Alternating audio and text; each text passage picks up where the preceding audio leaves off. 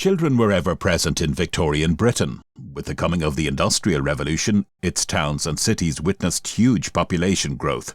There were many societal reasons for parents to have large numbers of children, not least a lack of birth control and the need, in any event, to have more family members contributing to the household budget. Childhood was short. Children were soon dragged into the drudgery of hard work on the streets, or worse still, the abyss. The loss of a parent, crime, and a short, brutal life. In such conditions, the outlook for many street children was hopeless. If they didn't die, they survived solely because they possessed the capacity to adapt to degradation by begging or scavenging market waste for food. The dens and lairs from which they came exposed them to all that is obscene and indecent. And as their minds were made rotten, so were their bodies made rotten by bad food, underfeeding, and poor sanitation.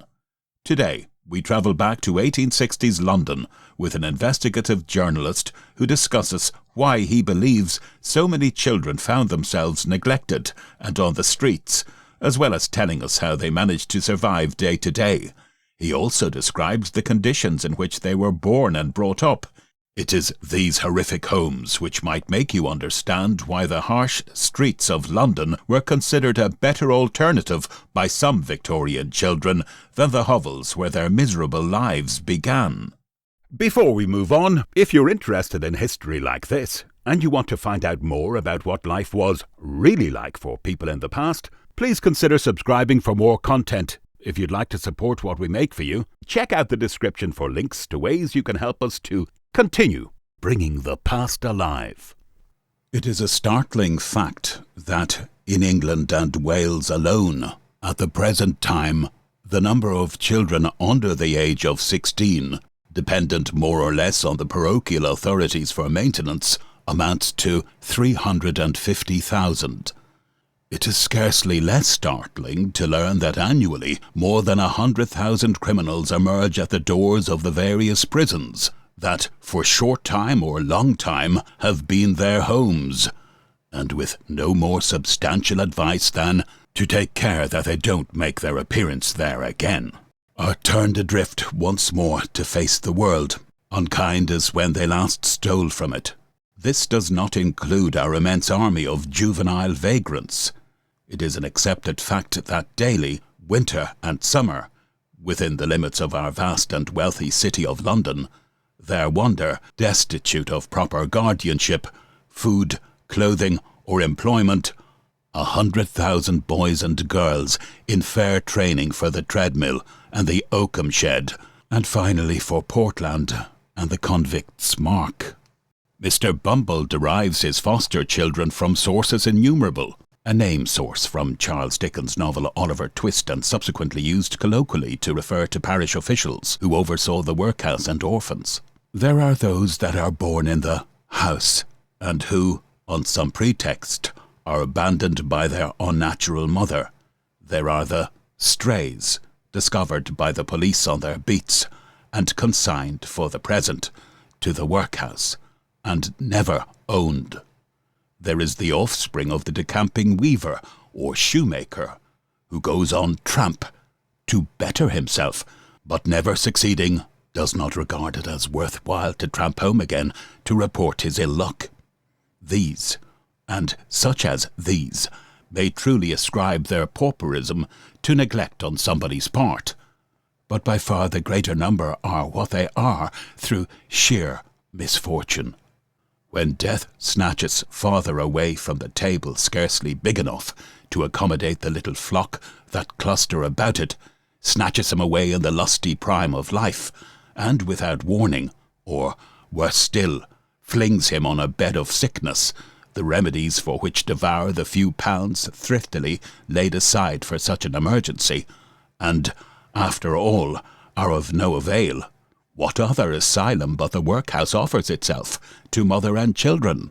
How many cases of this kind the parish books could reveal, one can only guess. Quite enough, we may be sure, to render unpalatable that excessive amount of caution observed by those in power against holding out a premium to pauperism. It is somewhat amazing to hear great authorities talk sometimes. Just lately, Mr. Bartley, reading at the Society of Arts a paper entitled The Training and Education of Pauper Children, took occasion to remark, "These children cannot be looked upon exactly in the same way as paupers proper, inasmuch as their unfortunate position is entirely due to circumstances over which they could have no control. They are either the offspring of felons, cripples, and idiots, or orphans, illegitimates, and deserted children, and claim the protection of the law, frequently from their tenderest years, from having been deprived of the care of their natural guardians, without fault or crime of their own. Such being their condition, they must either steal or starve in the streets, or the state must take charge of them. Why should these unfortunate creatures, their unfortunate position being entirely due to circumstances over which they had no control, be made less comfortable in their condition than the industrious labourer, who, by the way, may be an agricultural labourer, with his starvation wages of 9 shillings a week, and his damp and miserable hovel of 2 rooms to board and lodge his numerous family? What sort of justice is it to keep constantly before their unoffending eyes the humiliating fact that they have no standing even on the bottom round of the social ladder, and that their proper place is to crouch meekly and uncomplainingly at the foot of it? It is acknowledged that the state in which we discover them is due to no fault or crime of their own. Why should we hesitate to make them commonly comfortable? To fail so to do, when it is in our power, and when, according to their innocence and helplessness, it is their due, is decidedly at variance with the commonly understood principles of Christian charity.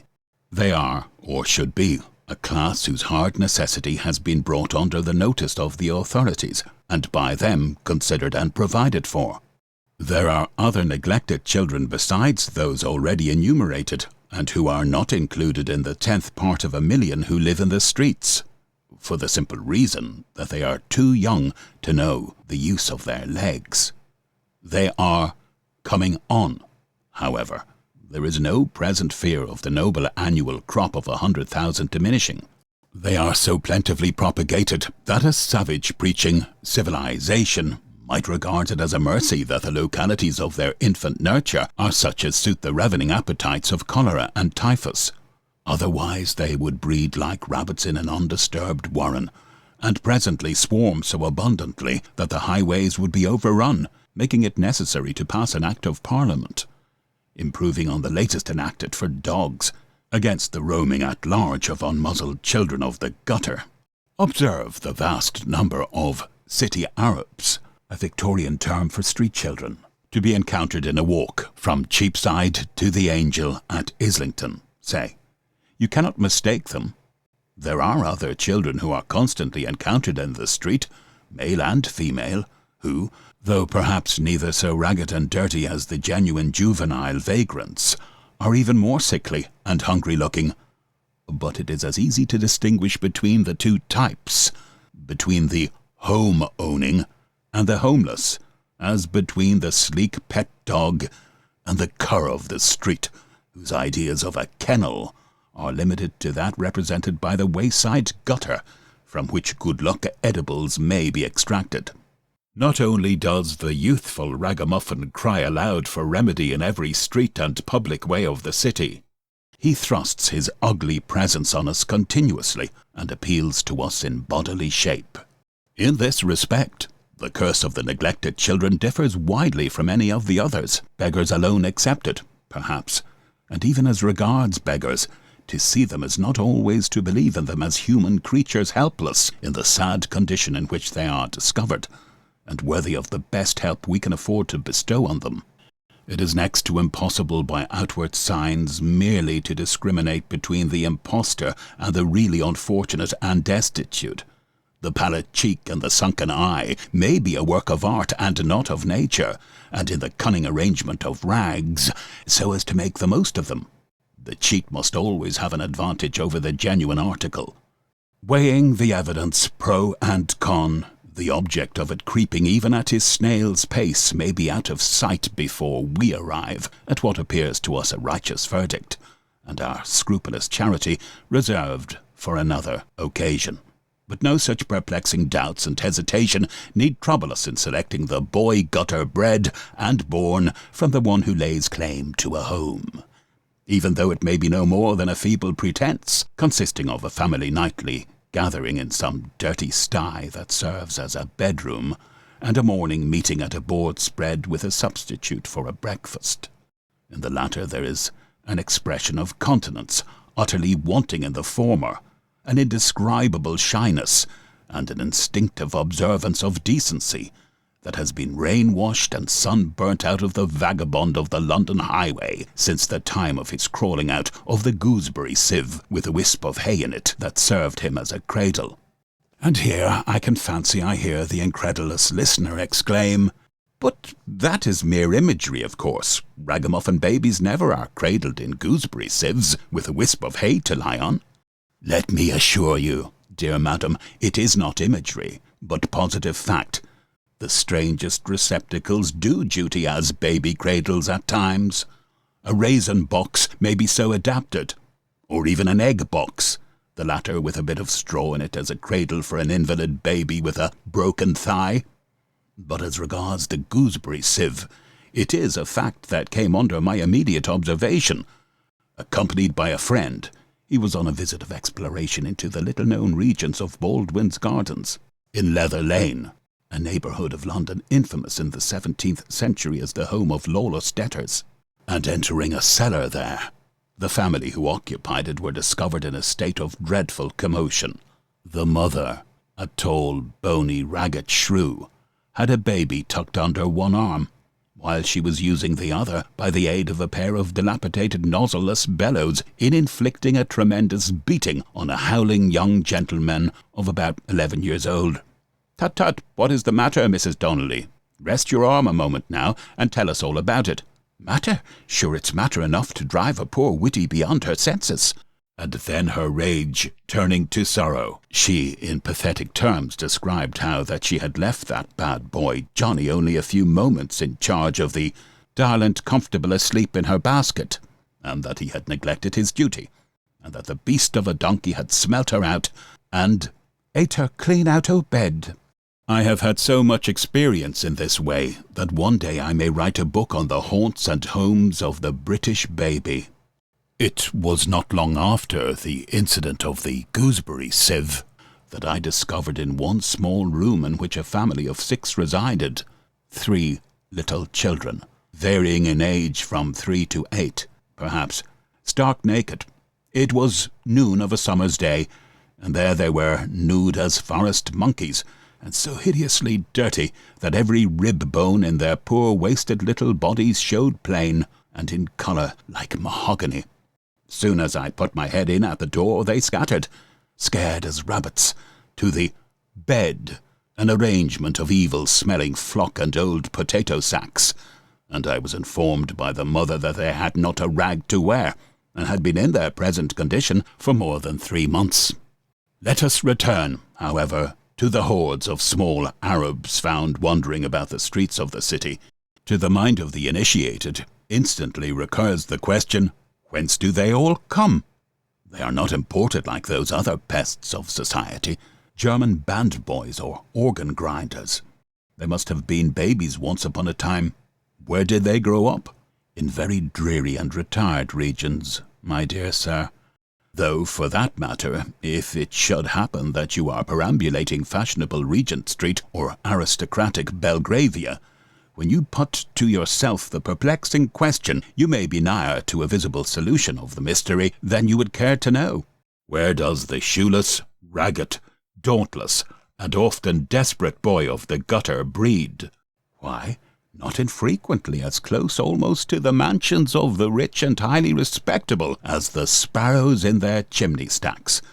Nothing is more common than to discover a hideous stew of courts and alleys reeking in poverty and wretchedness, almost in the shadow of the palatial abodes of the great and wealthy.